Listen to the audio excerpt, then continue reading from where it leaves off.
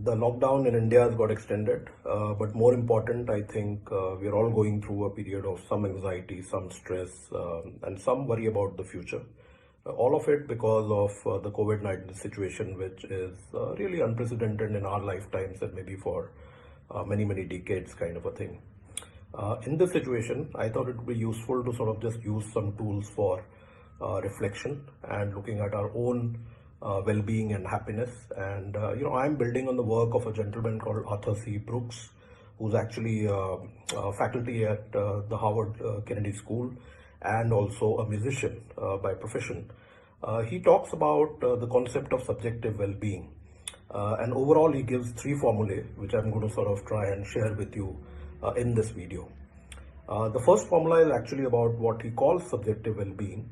And subjective well-being is actually, in his definition, made up of three things. Your genetic disposition, or genes as he calls it, your habits, and your circumstances. The genes, there's very little we can do about except building our awareness and building some, sort of coping mechanisms around it.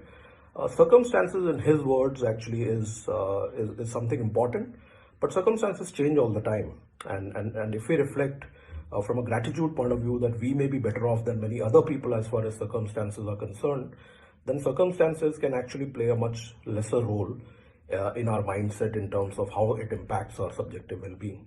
The third thing is habits, and habits is where he says we can actually make a significant difference towards our happiness, satisfaction, and subjective well-being. So here's the second formula. What are habits? So habits are formed of what he calls our social interactions. So friends, family, and work. And this is what actually can impact significantly overall to our habits as well as to our subjective well-being. Then finally, he talks about satisfaction. And what is satisfaction? Satisfaction is basically what we have divided by what we want. Of course, many spiritual leaders have already talked about needs, wants, and the fact that the more we want, the more our gaps in expectations and possibly dissatisfaction. So this is what Arthur C. Brooks actually talk about. So reflect on these three formulae. Number one, each one of us have a subjective well-being index, so to say. The subjective well-being index, just to repeat, is our genetics, our circumstances, and our habits. Our habits are formed of friends, family, and work, and what we do with them on a day-to-day basis.